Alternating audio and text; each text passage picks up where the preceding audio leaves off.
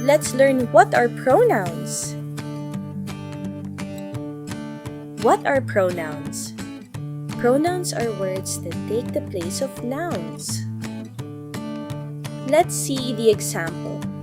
Sana is singing. In this sentence, Sana is noun. She is having fun. In this sentence, she is pronoun. Some common pronouns are I, we, you, they, ye, she, it. Ali is a good boy.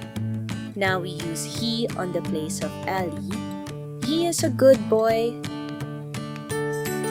Hamza has a pencil. He has a pencil. The ball is white. It is a big ball. Like, subscribe, and share my channel. Thank you.